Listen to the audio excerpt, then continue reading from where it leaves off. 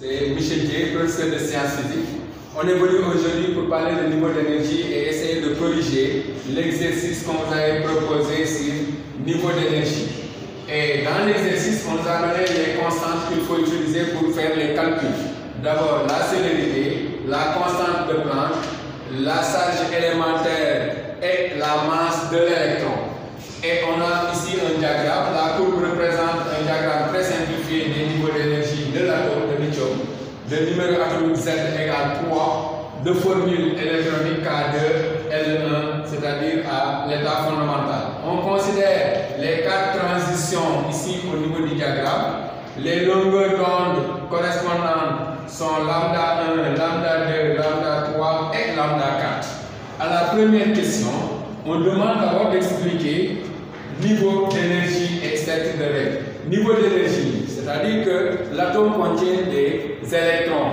Chaque répartition électronique autour du noyau correspond à un niveau d'énergie.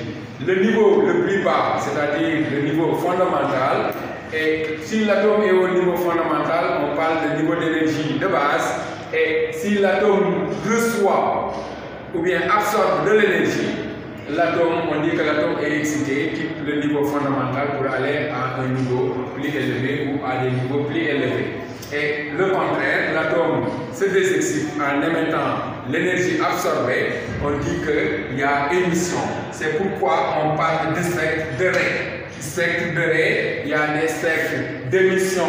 C'est lorsque l'atome se désexcite en émettant de l'énergie, et il y a des spectres d'absorption lorsque l'atome se trouve à un niveau d'énergie plus bas, absorbe de l'énergie et pour aller à un niveau absorbe de l'énergie pour aller à un niveau plus élevé, on parle du spectre d'absorption.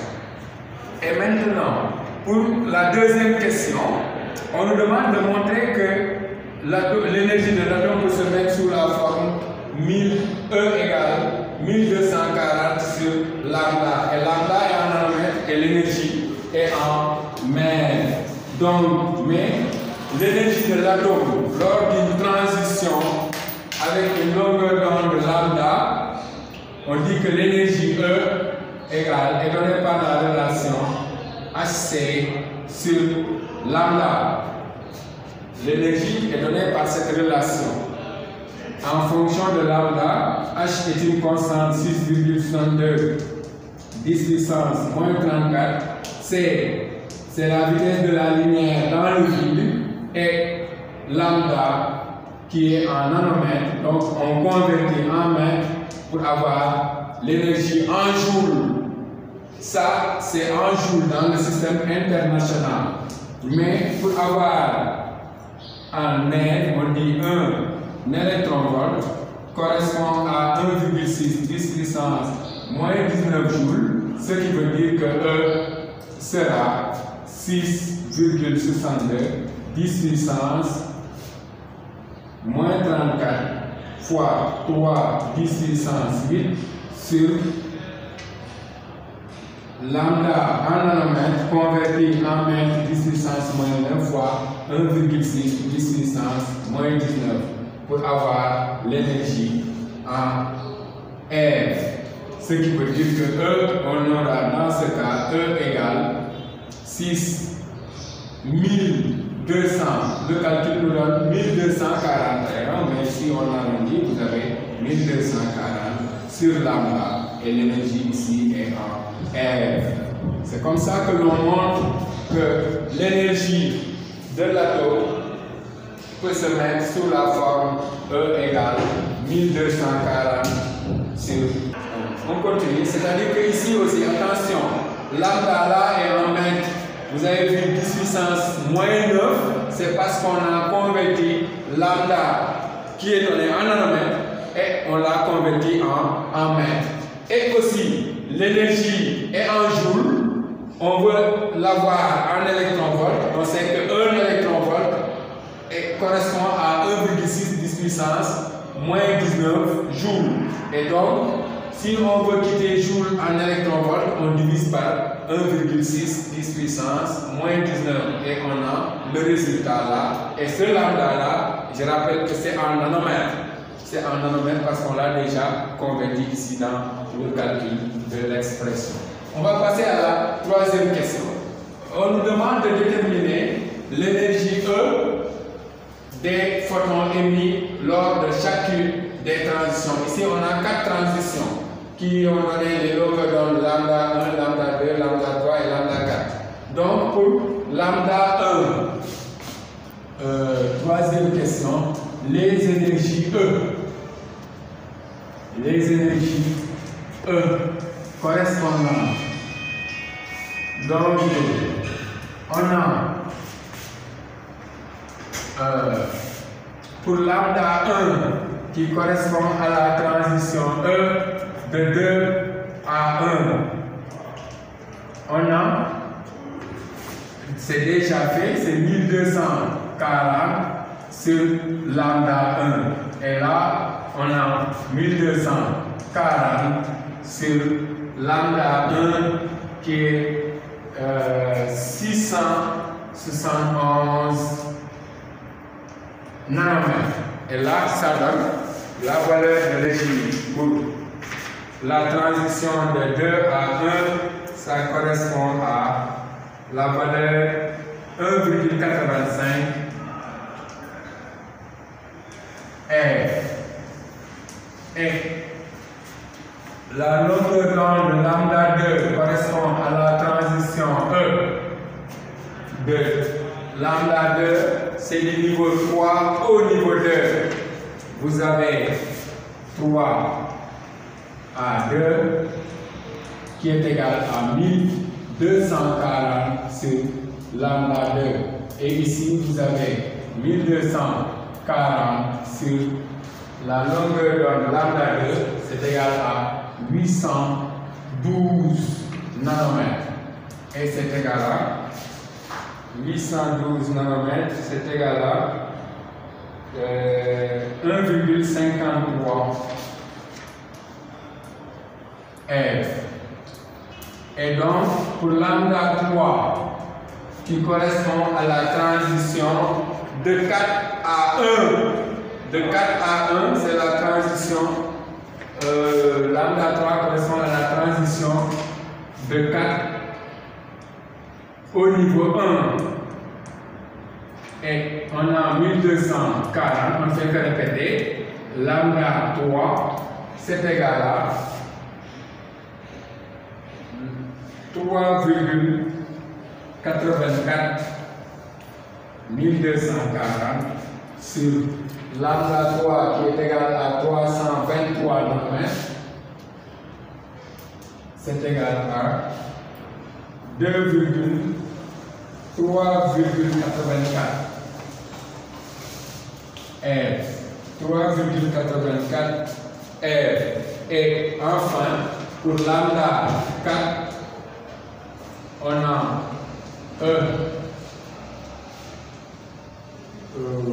du niveau 5 au niveau 2, du niveau 5 au niveau 2, on a 1240 sur lambda 4 qui est égal à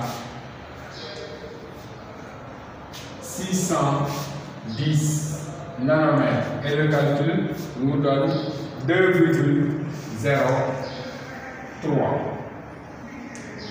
2,03 R. Donc, on a calculé les 4 énergies pour les 4 transitions données au niveau du tableau. À la quatrième question, on nous dit de déterminer, d'affecter pour chaque énergie, pour chaque niveau, l'énergie d'ionisation. C'est-à-dire que pour cela, il faut d'abord connaître l'énergie de l'atome pour chaque niveau. On nous a donné uniquement l'énergie du niveau 1. On nous a donné l'énergie du niveau 1. Donc, il nous faut l'énergie du niveau 2, du niveau 3, du niveau 4 ou bien 5. C'est-à-dire, c'est là où on va calculer l'énergie d'ionisation. Donc, et l'énergie d'ionisation, là, c'est l'énergie qu'il faut fournir à l'atome pour lui arracher un électron, c'est-à-dire pour l'ioniser et l'amener à l'infini. Donc, vous avez quatrièmement les énergies des niveaux, les énergies de chaque niveau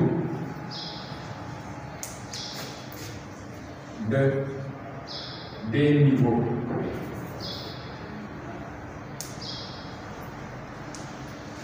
Et là, pour d'abord, donc ici on demande les énergies des niveaux EI, c'est-à-dire l'énergie de chaque niveau. L'énergie de chaque niveau.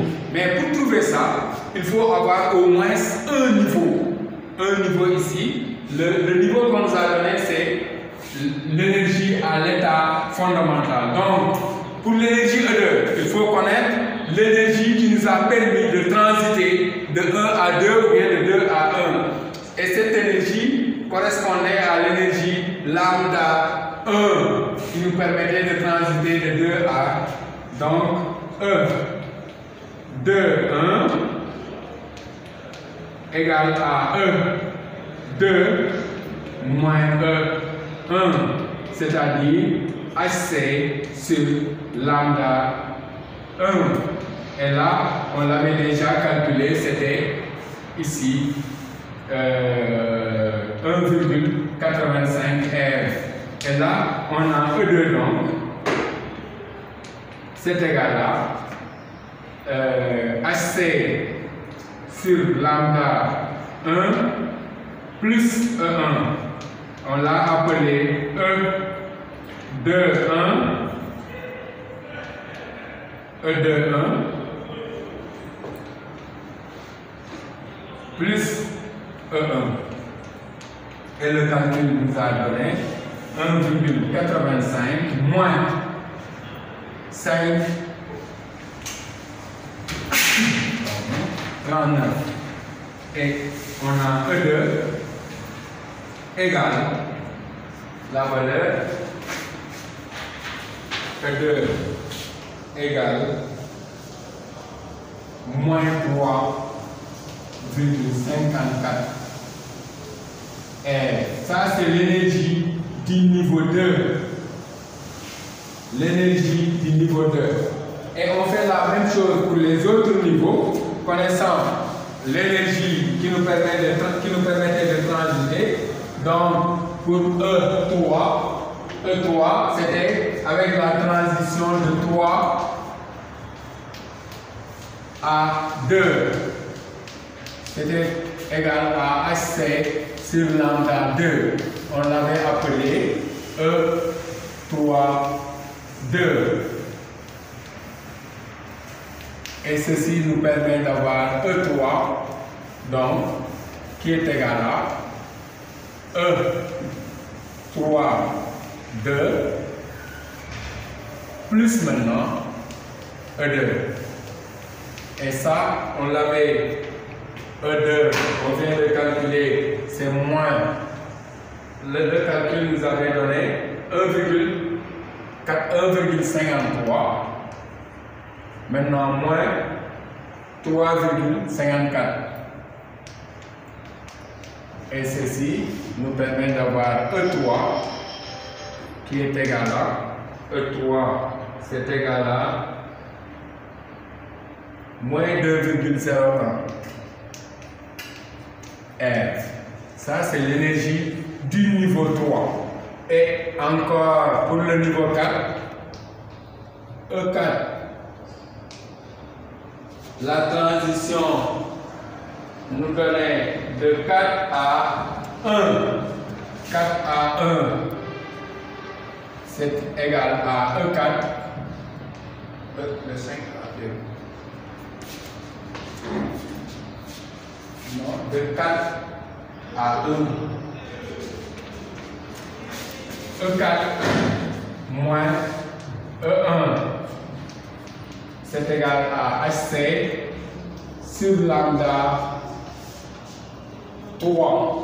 Lambda 3.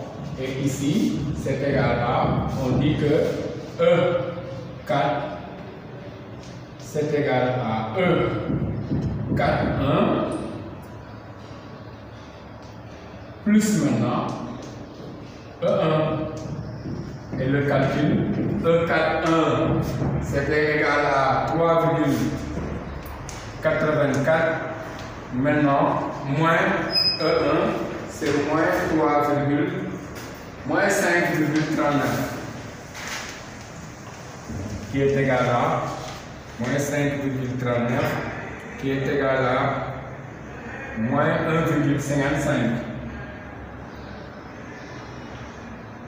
Oui, moins 1,55 R. Donc, cette énergie, c'est l'énergie du niveau 4 qui est égale à moins 1,55 R. Et encore, l'énergie, ça reste l'énergie du niveau 5. C'est la transition, on peut l'avoir avec la transition de 5 à 2. De 5 à 2. Donc E5 moins E2 égale à E5 2. E5 2. Ce qui veut dire que E5 est égal à E5 2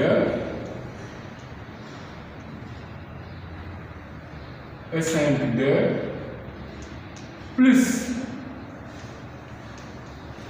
E plus E2 et le calcul de l'énergie du niveau 5 nous donne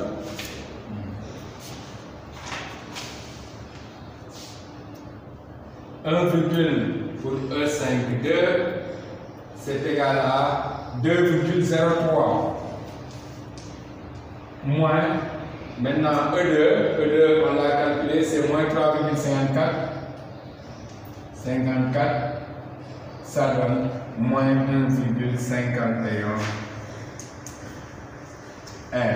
Donc l'énergie du niveau 5 c'est égal à moins 1,51 R. Et on parlait tout de suite on croyait que c'est l'énergie d'ionisation pour chaque niveau. Donc pour la question 4, on précise qu'on nous demande l'énergie pour chaque niveau au lieu de l'énergie d'ionisation. Et on a calculé les 4 niveaux et le niveau 1 a été donné, ce qui nous a permis de calculer les énergies des autres niveaux. À la 5e question maintenant, on nous dit pour quelle valeur de longueur d'onde des radiations incidentes les atomes de lithium subiront-ils une ionisation à partir de l'état fondamental. Donc, ici, pour connaître la longueur d'onde qui correspond à l'ionisation, il faut d'abord parler d'énergie d'ionisation. L'énergie d'ionisation, c'est l'énergie qu'il faut fournir à l'atome pour lui arracher un électron, c'est-à-dire l'ioniser, comme on l'avait dit. Maintenant, ici, on dit, 5e question, lambda I qui est demandé. Et HC lambda I correspond à la transition de 1 à infini. À 1 infini, on a dit E1 parce que c'est l'état, l'atome se trouve à l'état fondamental. Donc, et l'énergie à l'infini est toujours nulle. Donc, on a moins 0, moins E1. Et E1 est négatif. Donc, c'est pourquoi lambda I égale HC sur moins E1. Et le calcul nous permet d'avoir lambda 1 est déjà connu. Lambda, et si on veut avoir directement l'énergie lambda I, on pouvait utiliser l'expression là en calculant directement parce qu'on connaît E, on connaît lambda, on cherche lambda, on connaît 1240. Mais le calcul nous permet d'avoir lambda I égale 6,62 10 puissance moins 34 fois 3 10 puissance 8 sur moins, ça veut dire que vous avez 5,39. Et là, c'est en F. on doit multiplier par 1,6 10 puissance moins 19 pour avoir lambda dans le système international. Donc ici F, on l'a converti en jours parce que 1 F correspond à 1,6 10 puissance moins 19 jours. Et on a 5,39 F. Et lambda I nous donne la valeur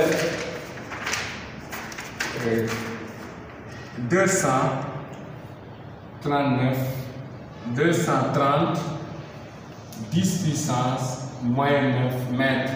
Donc on dit lambda I égale 230 nanomètres.